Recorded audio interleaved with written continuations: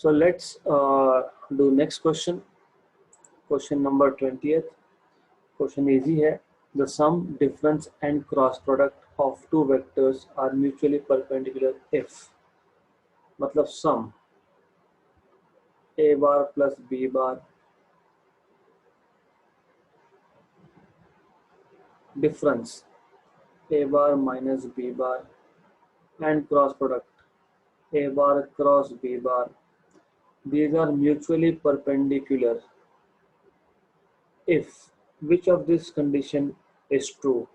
If a bar and b bar are perpendicular to each other and mod of a equal to mod of b, a bar and b bar are perpendicular to each other, a bar and b bar are perpendicular but their magnitudes are arbitrary.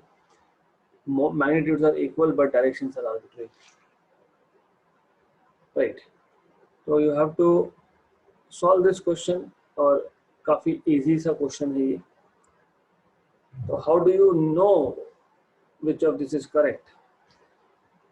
सबसे पहले अगर तीनों mutually perpendicular है तो ए bar plus b बार और a bar minus b बार जो है ये दोनों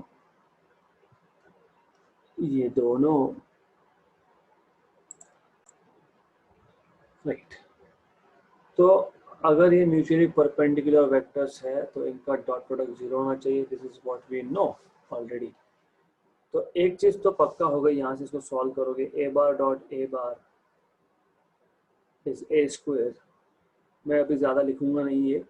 ए bar dot a bar is a square, okay, plus minus a bar dot B bar, तो ये बी बार है, minus a bar dot B bar plus b bar dot a bar minus b bar dot B bar is b square equal to 0. ये cancel out हो जाएगा. क्यों? क्योंकि ये commutative होता है इसके लिए, तो ये कैंसल आउट होगा. A bar dot B bar is equal to b bar dot a bar और एक माइनस एक प्लस है तो 0 हो गया. मतलब a square equal to b square, मतलब a equal to b, right, correct. मतलब ऑप्शन नंबर सी तो होगा नहीं, ऑप्शन नंबर बी भी होगा नहीं, क्योंकि ए और बी का मैग्नीट्यूड इक्वल आया. ये ए और डी में ही है, ओके, राइट. देन अब ए बार और बी बार परपेंडिकुलर है या नहीं इतना ही चेक करना है. And actually they are not perpendicular to each other. क्यों नहीं? बिकॉज उन्होंने बोला है आपको कि ये तीनों vectors they are mutually perpendicular to each other. और ए बार क्रॉस बी बार जो ऑलरेडी ये ए और बी को परपेंडिकुलर होता है. यू हैव टू इमेजिन, देखो ए बार और बी बार ये ऑलरेडी ए और बी दोनों को परपेंडिकुलर होता है. So this is a bar cross b bar, right? So this is a hint for you that a bar and b bar must have arbitrary directions, random directions, not necessarily कि a bar और b bar perpendicular ही होगा. तो you have to just think little bit. थोड़ा सा सोचना है आपको, थोड़ा सा ही सोचना है आपको, right? So you have to think about it. Then option number D is correct. तो मैंने ऑलरेडी हाफ पार्ट तो बता दिया और मैंने एक hint they the. Hint lies here. Why option number D? Why arbitrary direction? Hint lies here. क्योंकि इन तीनों वेक्टर को म्यूचुअली परपेंडिकुलर बताया गया है. मतलब क्या बताया गया है? ये पहला कंडीशन सेटिस्फाई होना चाहिए. दूसरा a bar plus b bar dot a bar cross b bar भी 0 होना चाहिए. और तीसरा a bar minus b bar dot a bar cross b bar भी 0 होना चाहिए. तो ये आपके पास हिंट है. Why option number d? तो एटलीस्ट आई एम एक्सपेक्टिंग कि you will think about it. एक चीज मैंने करवा दी, इतना मैंने प्रूव कर दिया. सिर्फ आपको डायरेक्शंस का सोचना है. At least this thing you should do now. Next question. The vectors from origin to points a and b are, मतलब पोजीशन वेक्टर दिए हैं आपको और आपको बोला है area of triangle O A B निकालो। मैंने आपको ऑलरेडी बताया था area of triangle is half, if you remember it is something like this. ये ओरिजिन है, यहाँ पे ए पॉइंट है, यहाँ पे बी पॉइंट है, समझ लेना, ऐसा है समझ लेना। Okay, you have to understand, right. Actually this is not like this, वो 3 डायमेंशन में मुझे ड्रॉ करना पड़ेगा, but I am not drawing it. What you should know is, मैंने ऑलरेडी बताया था आपको, area of triangle O A B is equal to half O A vector, position vector of A, cross O B vector, इसका magnitude लोगे आप। तो अगर आप हाफ में लिखोगे तो that gives you area of parallelogram, अगर आप हाफ लिखोगे तो it gives you area of triangle. This is a property, right, this is a property. तो पहले मैं ओ ए bar cross O B bar निकालूंगा। आपको डिटर्मिनेंट मेथड याद है, जो डिटर्मिनेंट से करना, आपको जो मेथड याद है वहां से करना। आई जे के ओ ए का x component 3, y component -6 and z component is 2, 2 1 and -2। आपको ये सॉल्व करना पड़ेगा, राइट। तो I as it is, I would suggest you, आपको जो मेथड याद रहता है आप उस मेथड से करना है आपको, right. What ever method you remember, मैंने आपको ऑलरेडी एक ट्रिक दिया था, तो I will use that trick for my self and I directly write down what is the answer here. तो 10 आई cap plus 10 j cap and it should be minus minus plus 15 k cap, ऐसा आना चाहिए। You work out on your own। फिर मैं लूँगा mod of magnitude of this particular cross product which is x component square plus y component square। तो 10 square 200 और this is 225, तो 425 आ गया। 425 को आप लिख सकते हो फैक्टर्स ऑफ 25, क्योंकि मैं ब्रैकेट से बाहर निकाल सकता हूँ, कर सकते हैं ना। 25 17 आएगा ये, 25 17 आएगा ये, 25 इंटू 17 दैट इज 5√17, राइट। तो एरिया ऑफ ट्राइंगल आपको मिल जाएगा यहाँ पे हाफ 5√17। तो 5/5√17/2 square units is option number ए। सिर्फ पता क्या होना चाहिए था ये, और क्रॉस प्रोडक्ट कैसे निकालते हो वो, और फिर डिटरमिनेंट ऑफ क्रॉस प्रोडक्ट आपको निकालना है, मतलब मैग्नीट्यूड निकालना है क्रॉस प्रोडक्ट का। तो this was a very simple question. Next question, if r bar is bt square I cap plus ct cube j cap, where b and c are positive constants, the time at which velocity vector makes an angle theta 60 degree with positive y-axis, right। Okay, तो पहली बात तो आपको r बार दिया है, मतलब position vector दिया है। फिर आपको ये पता होना चाहिए कि velocity vector is nothing but derivative of position vector with respect to time। So I would take derivative, so this will be bt square I cap plus ct cube j cap। so this is equal to b constant है, उन्होंने बोला है outside, t⁻² का derivative अब आप export हो जाना चाहिए स्टेज पे आने के बाद, दैट इज 2t। क्यों? क्योंकि derivative of t⁻n with respect to t is nothing but n(t⁻n-1), ये आपको पता होना चाहिए स्टेज पे। I cap plus c constant है और 3t, t क्यूब का 3t स्क्वायर, j कैप आएगा, तो ये आ जाएगा आपका 2bt i cap plus 3ct square j cap, ये आएगा आपका वेलोसिटी वेक्टर। ये हो गया वेलोसिटी का x कंपोनेंट vx, ये हो गया y कंपोनेंट vy। और आपको मैंने ऑलरेडी बताया है कि tan of theta, when you are finding out direction of any vector, you always take tan theta. You always take tan theta and you do Vy upon Vx. Okay right, पर यहाँ पे ऐसा नहीं चलेगा। क्यों नहीं चलेगा? इसलिए नहीं चलेगा क्योंकि आपको क्वेश्चन अच्छे से पढ़ना था, राइट? तो why I am saying this is this, there is a reason behind it. सिर्फ tan थीटा की बात कर रहा हूँ, बाकी सब करेक्ट है हमारा। Okay, so there's nothing wrong here. I'm just telling you why we can't do directly tan theta as v by vx. Velocity vector makes an angle 60 degree with positive y-axis, right? मतलब ये angle 60 दिया है तो ये angle आपका 30 आएगा। और आपको पता होना चाहिए कि ये है x कंपोनेंट, ये है y कंपोनेंट। तो अगर आप tan 60 लिखते हो, if you are writing tan 60 here, then you need to check, right, opposite side upon adjacent side। तो यहाँ पे vx by vy होगा। You have to be careful.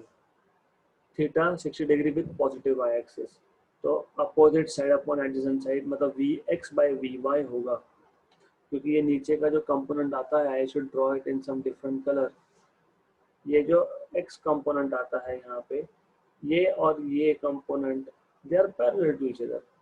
ये vy और ये vy they are parallel to each other, right? तो इस case में हमारे पास vx by vy आएगा and not vy by vx। तो you have to be careful for this particular reason, okay, right? So tan 60 आपको पता होना चाहिए। tan 60 is sin 60 upon cos 60। sin 60 is 3 by root 3 by 2 and cos 60 is 1 by 2, तो root 3 आएगा ये। vx आपके पास already है 2bt और vy आपके पास है 3ct स्क्वायर। कैंसल कैंसल, तो आपको बस t ही चाहिए। तो t is 2b upon 3 root 3 times of c। तो ऑप्शन नंबर बी। मैं वापस रिपीट कर रहा हूँ, बहुत स्लोली जा रहे हैं हम लोग। हमारे पास पोजीशन वेक्टर है, उसका डेरिवेटिव लूंगा तो वेलोसिटी मिलेगा, तो मुझे वेलोसिटी वेक्टर मिल गया यहाँ पे। सिर्फ इतना है कि उन्होंने बोला है velocity makes angle 60 with positive y axis, तो एक्स एक्सिस का 30 डिग्री, राइट? ओके, तो इधर यू डू tan 60, अगर tan 60 लोगे तो vx by vy होगा, अदरवाइज यू डू tan 30 लोगे तो vy by vx आएगा वो, राइट? तो you have to be careful what you are doing, right? तो सिंपल है। तो t is 2b upon 3 root 3c। okay, next question, a particle is moving on a circular path with constant speed v, what is the change in velocity after it has described an angle of 60 degree? तो assignments अगर आप नहीं करोगे तो आपको समझेगा कि assignment नहीं करने का मतलब क्या होता है। मैंने आपको बताया था in one of the assignments, आपको याद होगा कि second hand of a watch it covers 15 seconds, तो आपको चेंज इन वेलोसिटी पूछा था। तो मैंने आपको बताया था यहाँ पे this is v I cap initial velocity, final velocity is minus v j cap. हमने सॉल्व तो किया था ये क्वेश्चन। एंगल 90 बनता है पता था, चेंज इन वेलोसिटी वेक्टर मैंने बताया था, final velocity vector minus initial velocity vector, ये भी हमने किया था। And that time I told you one thing, मैंने आपको बताया था कि what you have to do as a part of assignment, जो आपको खुद को करना था, that was for any angle theta. Initially अगर ए पे है पार्टिकल, फाइनली बी पे है, आपको पता है velocity is always tangent, right? तो ये always tangent. What is the change in velocity vector in terms of angle? तो वो आता है 2v sin θ/2। ये फॉर्मूला कैसे आता है, बस इतना ही आपको डिराइव करने के लिए लगाया था मैंने। अगर ये फॉर्मूला आपको पता है तो आपका काम बहुत आसान हो जाएगा। So change in velocity vector in case of uniform circular motion is 2v sin θ/2। That's all you want to know, you have to know। तो 2v sin of angle theta 60 degree दिया है आपको, तो 60/2, तो 2v sin 30, and sin 30 is, you should know what is sin 30। sin 30 is half, तो change in velocity vector is v, तो answer is v। तो ये फॉर्मूला कैसे आता है, ये सिर्फ आपको असाइनमेंट है, it is for your good that you do it. कैसे मैथमेटिक्स सिंपल करता है फिजिक्स को, that's why I am leaving it as an assignment for you to check how you get to this formula. बहुत easy है, बहुत easy है, just have to think and I will make you think. Okay, 24th, the resultant of two forces has a magnitude of 20 Newton. मैं मान लेता हूँ मेरे पास A और B दो वेक्टर है। ओके, इसका रिजल्टेंट है R, और R का मॉड वैल्यू है, मैग्नीट्यूड है 20। One of the forces is of magnitude 20√3 and makes an angle 30 with resultant. मैं मान लेता हूँ कि A का जो मैग्नीट्यूड है वो है 20√3, और जो एंगल बन रहा है रिजल्टेंट का okay. So this is something like this. If this is A bar, if this is R bar, so angle between these two is 30 degrees, and then we will have something B bar here, over here. Then आपको पूछा है what is the magnitude of B, तो B का magnitude पूछा है। ये एक बहुत सिंपल सा क्वेश्चन है। कैसे, मैंने आपको पहले भी बताया था, जब आप लिखते हो R bar equal to A bar plus B bar, मतलब R बार ये A बार और B बार का रिजल्टेंट है। मैं ऐसा भी लिख सकता हूँ फिर B bar equal to R bar minus A bar, इसी इक्वेशन से फ्रॉम 1। फिर इसका मतलब क्या हो गया, इसका मतलब ये हो गया कि B bar is resultant of R bar and A बार। मैंने ये दो बार रिपीट किया, मैं तीसरी बार और बता रहा हूँ। जब आप लिखते हो R bar equal to A bar plus B bar, मतलब R bar is resultant of A bar and B bar due to addition. If I am writing B bar equal to R bar minus A bar, इसका मतलब होता है B bar is resultant of R bar and A bar but due to difference, मतलब due to subtraction। तो mod of B bar, आपको पता है resultant का मैग्नीट्यूड कैसे लिखते हो आप। रिजल्टेंट का मैग्नीट्यूड होता है first vector square plus second vector square minus या plus, depends on what sign is in between. यहाँ पे माइनस है तो minus 2 times of first vector, second vector, and cos of angle between these two vectors। तो angle between resultant and A bar। तो R resultant आपको दिया था 20 plus A आपको दिया है 20√3 minus 2 into 20 into A is nothing but 20√3 and cos of angle 30 degree, cos of 30 degree, what is cos 30 degree, √3/2, you should know this now।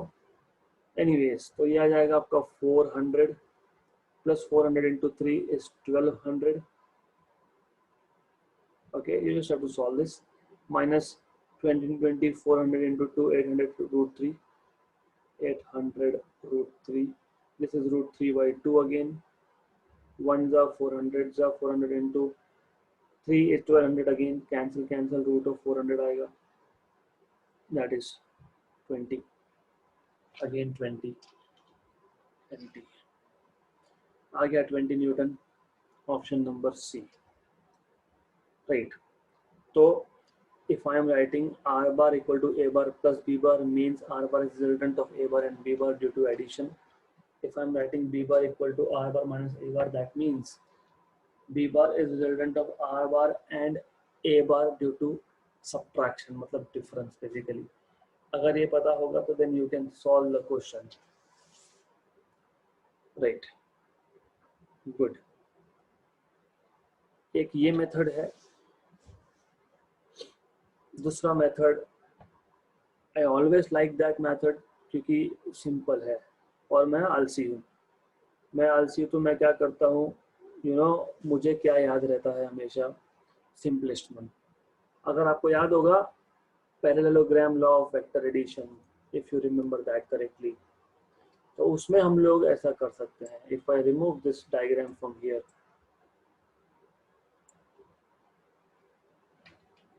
अगर आपको याद होगा पैरेललोग्राम लॉ में हम लोगों ने पहले पैरेललोग्राम को कंप्लीट किया, फिर हमने रिजल्टेंट ड्रॉ कर दिया। ये आर बार था, ये ए बार है, ये 30 डिग्री बोला ही है। फिर परपेंडिकुलर ड्रॉ किया था, इसको एक्सटेंड किया था, इसको डी बोला था हमने।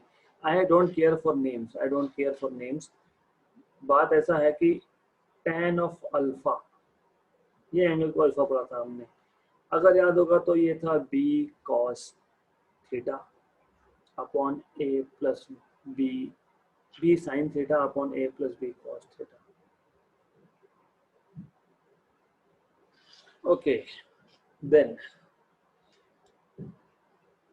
we know what is alpha, tan 30, right? We know what is a, but हमको b नहीं पता, हमको ये सब पता नहीं है। We don't know b, we don't know sin, we don't know cos. So we cannot solve directly by this, right? Yes, exactly, we cannot solve directly by this. But then again a question mark, a hint for you. If your trigonometry is good enough, अगर आपका trigonometry बहुत अच्छा है तो फिर आप थोड़ा सा सोचोगे तो आपको समझ में आ जाएगा कि ये आएगा 20।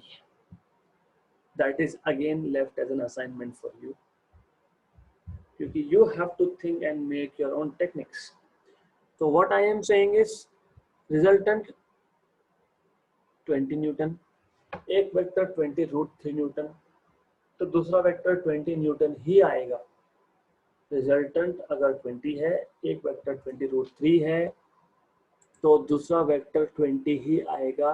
If your trigonometry is strong, तो आप लोग ये क्वेश्चन ओरली कर सकते हो। So I am leaving as an hint and as an assignment. सोचो, नहीं समझा तो ये मेथड है ही, so don't push yourself a lot. नहीं समझा तो दूसरा मेथड मैंने बताया है, तो ये आपको खुद को सोच के ट्राई करना है, राइट? ओके, नेक्स्ट क्वेश्चन, ये भी इजी है। The resultant of two forces, one double the other. मैं मान लेता हूँ कि अगर मेरे पास A एक वेक्टर है और B एक वेक्टर है, टू फोर्सेस है, तो F1 F2 मान लेते हैं, ठीक है? Better, F1 is one of these two and F2 is twice F1, है ना? One double the other in magnitude. Okay, is perpendicular to the smaller of the two. Resultant of two forces, दोनों का resultant जो होगा वो smaller जो है दोनों में से उसको परपेंडिकुलर है।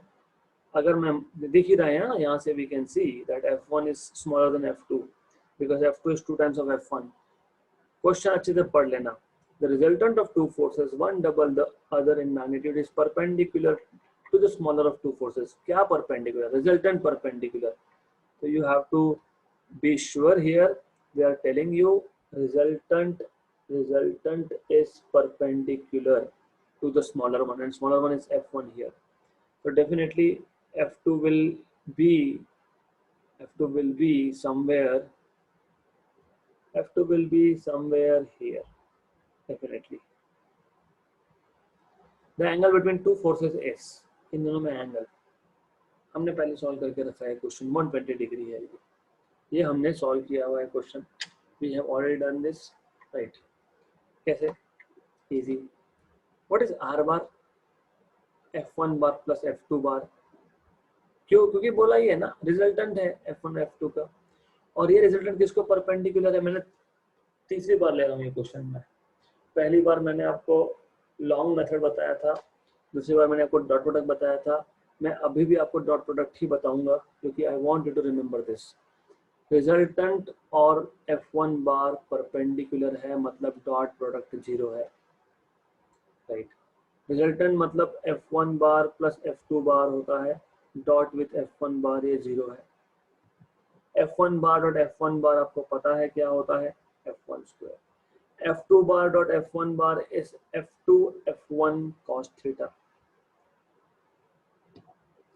Right, correct, good.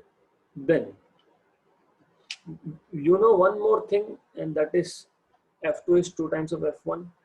So F1 square plus F2 is 2 times of F1 into F1. So ये आ गया आपका like this. So 2 times of F1 square cos theta is minus F1 square, right? इसका मतलब cos theta is minus F1 square upon 2 times of F1 square. मतलब cos theta is minus half, और minus half होता है 120 degree पे।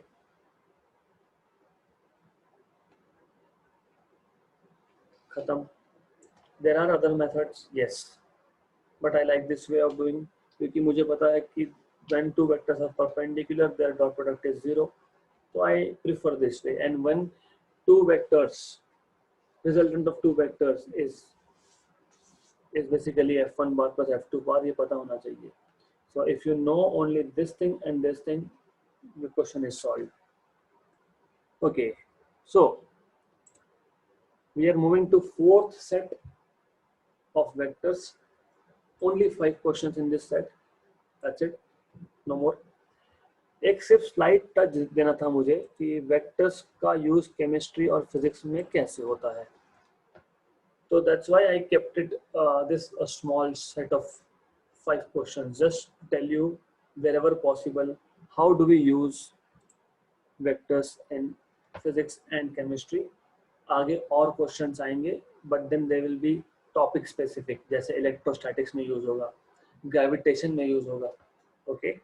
तो in CH4 मतलब methane molecule, there are 4 carbon hydrogen bonds, ये बॉन्ड्स होना चाहिए, not bounds of course.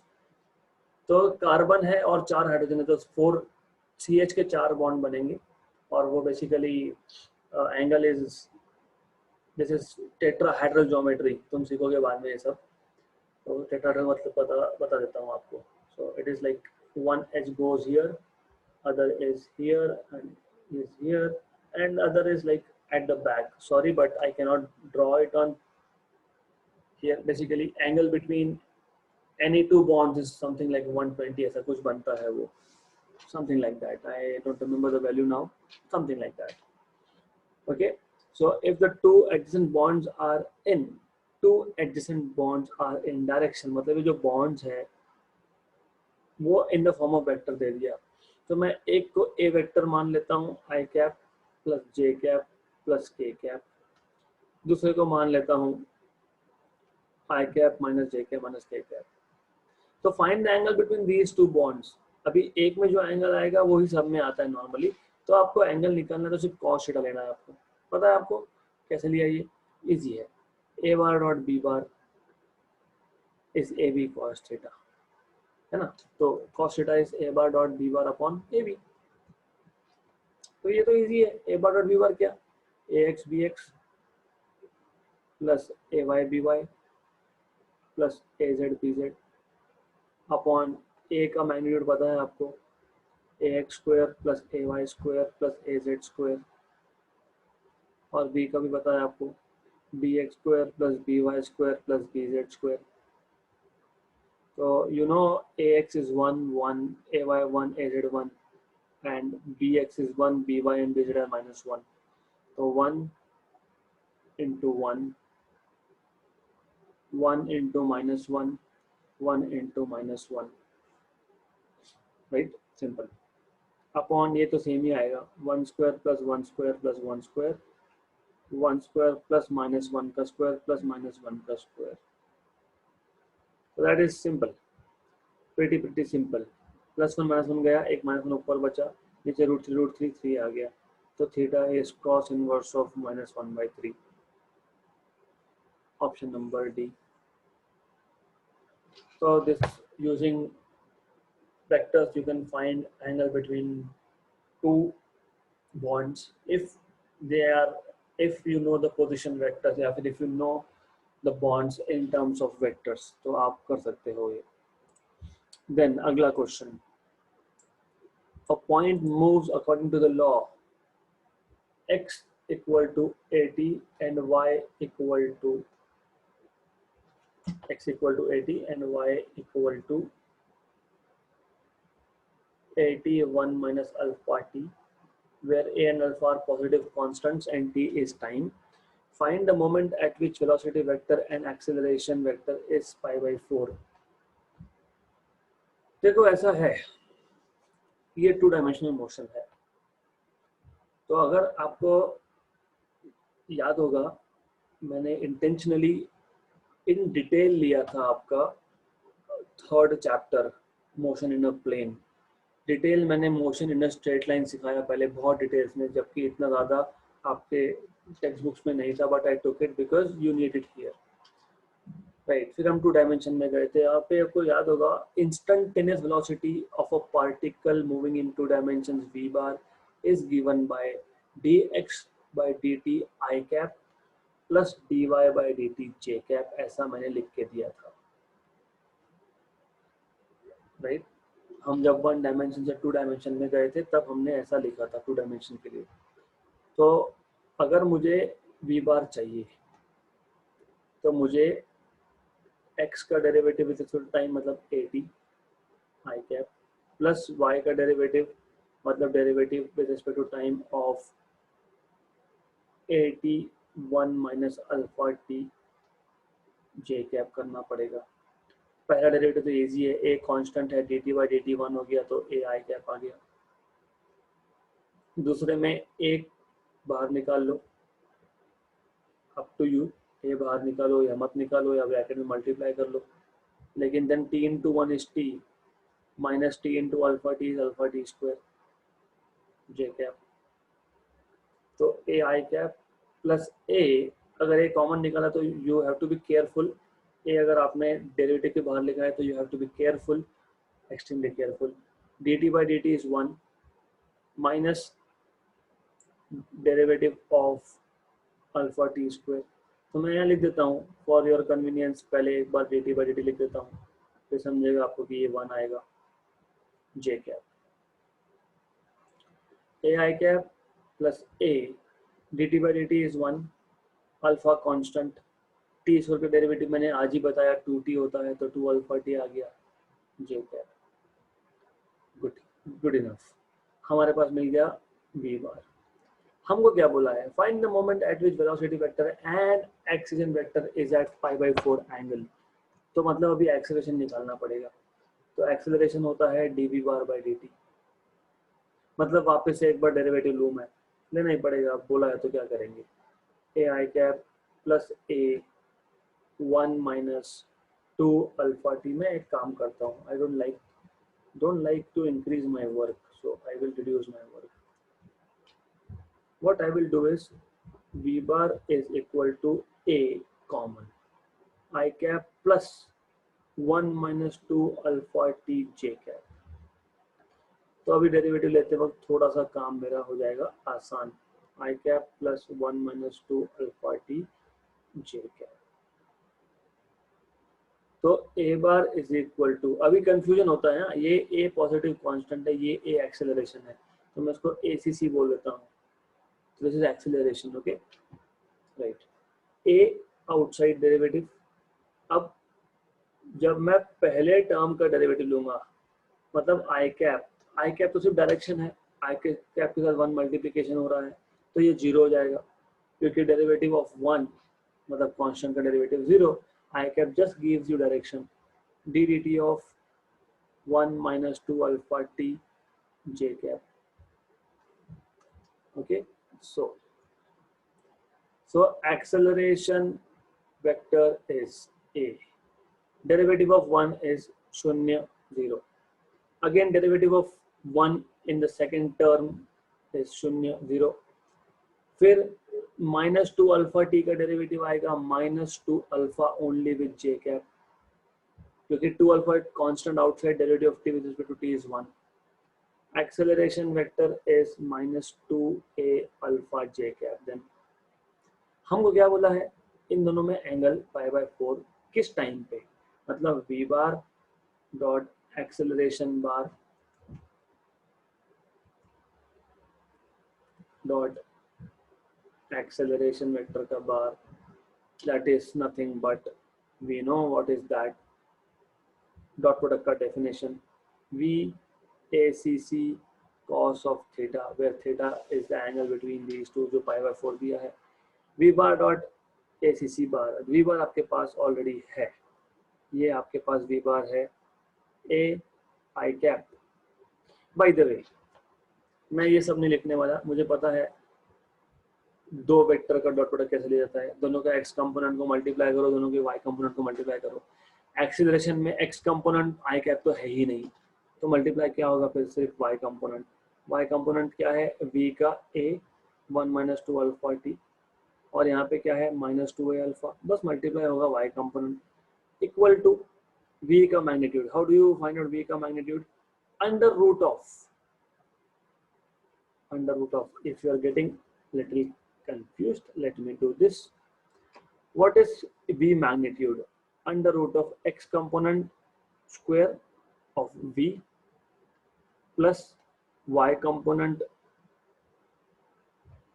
square of v. ये हो गया v का मैग्नीट्यूड.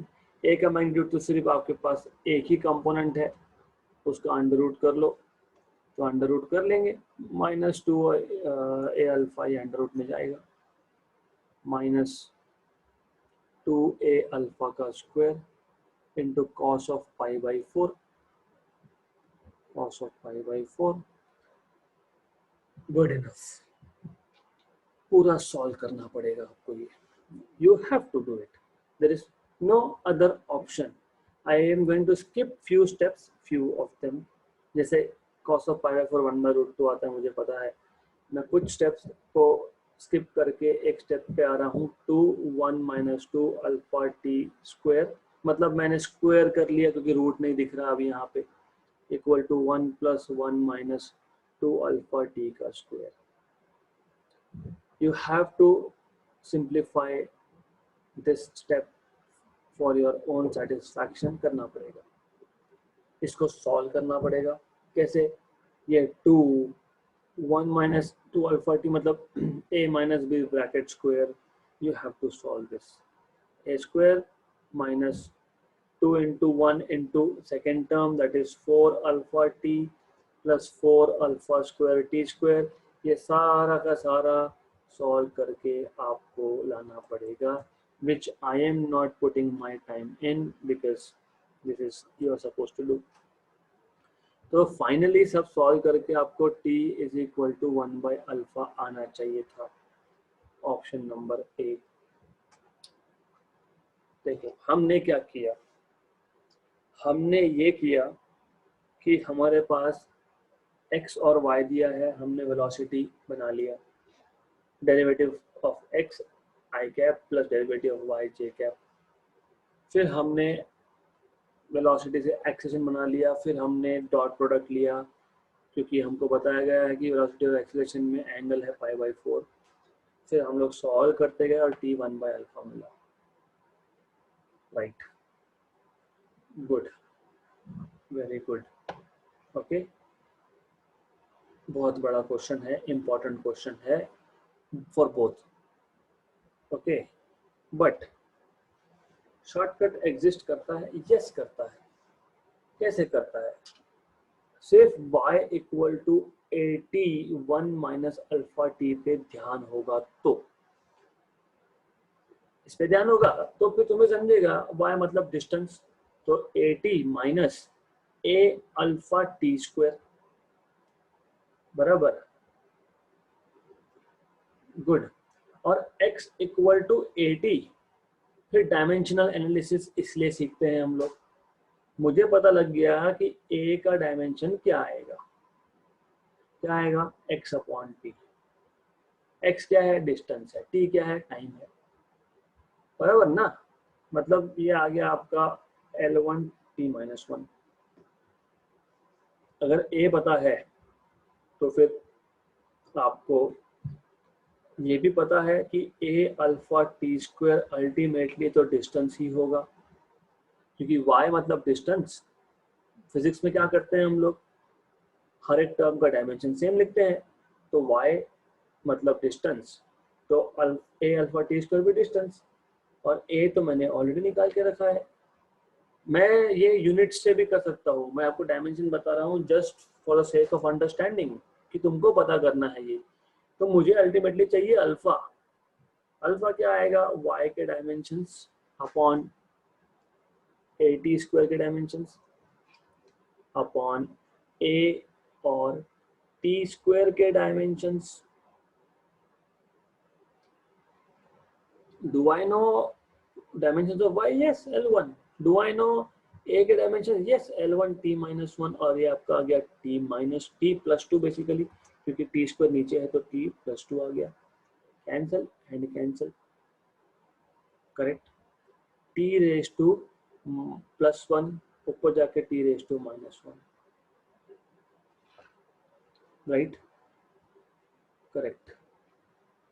मतलब मेरा बोलने का ये है कि जब अल्फा 1/t है, बराबर ना, अल्फा 1 टाइम है तो टाइम 1/अल्फा होगा। अरे तो फिर क्या था इसमें, मेंटोस मेथड, दिमाग की बत्ती जलाओ। तो this kind of questions I intentionally take. Why, खुद देख लो अब कितने स्टेप्स, 1 2 3 4 5 6 7 8 9 10 11 12 13, 2 4 छोड़ दिए मैंने, 16 17, 17 स्टेप ये ओरल हुआ। ओरल कैसे हुआ, क्योंकि ओरली तो मेरे को समझ में आ ही गया था यहाँ पे। I was just looking here, मुझे बाकी कुछ लेना देना नहीं है, मुझे यहाँ से समझ गया, y से समझ गया, y equal to A T minus A alpha T square. मुझे पता है, पहले मैंने यहाँ पे ध्यान दिया A T, A into T, मतलब ए मीटर पर सेकेंड होगा, होना ही चाहिए डिस्टेंस बनाने के लिए, मीटर पर सेकेंड और टाइम सेकेंड, बराबर, तभी जाके मीटर बनेगा ना, क्योंकि y तो डिस्टेंस है, डिस्टेंस तो मीटर में होता है, मतलब a मतलब मीटर पर सेकेंड, ये पता था। फिर मैंने यहाँ ध्यान दिया, अच्छा ये मीटर पर सेकेंड अल्फा और ये सेकेंड स्क्वायर, ओके ऐसा है क्या, गुड। तो ये आपका cancel, and then you can just work out dimensions, okay. तो आपको डायमेंशंस वर्क आउट करने हैं basically, that's all you have to do, right, good. तो हाँ basically yes, what I am doing is, ये meter y is in meter, ये equate करूंगा तो मुझे मिल जाएगा अल्फा 1/टाइम। आपको अगर स्लो मोशन में चाहिए, मैं स्लो मोशन में बताता हूँ आपको, doesn't matter, I'll just tell you in slowly कि how I am doing it, right? तो what I was doing, y is equal to at minus a alpha T square.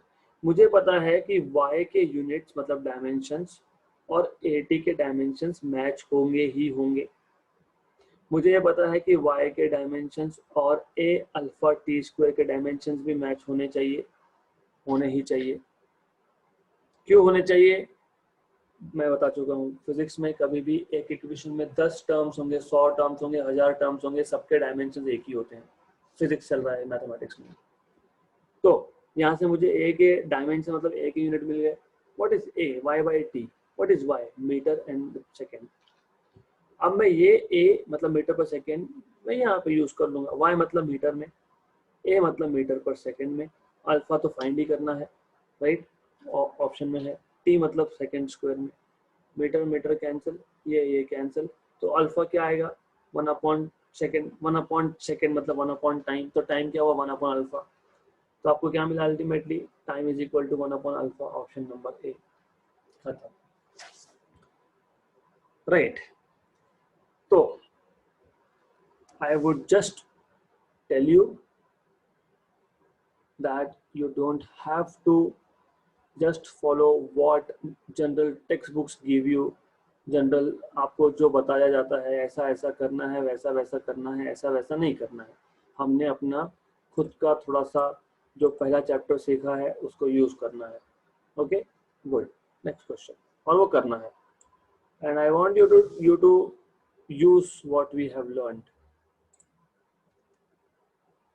And don't worry, अगर question 2 आपका अच्छे से नहीं हुआ कोई चिंता नहीं, वापस आएगा अगले चैप्टर्स में कहीं ना कहीं पे, तब कर लेंगे.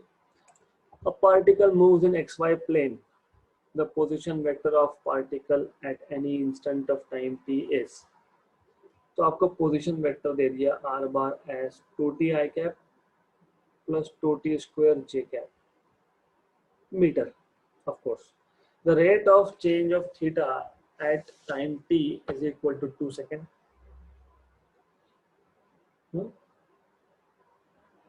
तो rate of change of theta at time t equal to 2 कितना है ये पूछा है. How do you find out rate of change of angle. so this also requires higher mathematics. तो at this moment I think we should skip this question क्योंकि ये थोड़ा higher mathematics लगेगा, थोड़ा सा little touch of it, right. तो third question we will keep pending for the time being क्योंकि derivatives बहुत सारा लगने वाला है. तो I will come to this also when we will be doing linear motion, मतलब नेक्स्ट चैप्टर में, right. Then fourth this one and fifth this one. These two will be left as an assignment and I will provide you with solution. मैं लिख के upload कर दूंगा but पहले आप solve करो. और जो भी असाइनमेंट आपको पहले भी दी गए हैं, जितने भी क्वेश्चन सेट हमारे जितने भी लेक्चर्स हुए हैं, सारे के सारे questions along with solutions will be there. देखो solution set आपको मिलेंगे but you have to do first by your own. So this marks the end of vector. खत्म, sufficient question लिए हम लोगों ने.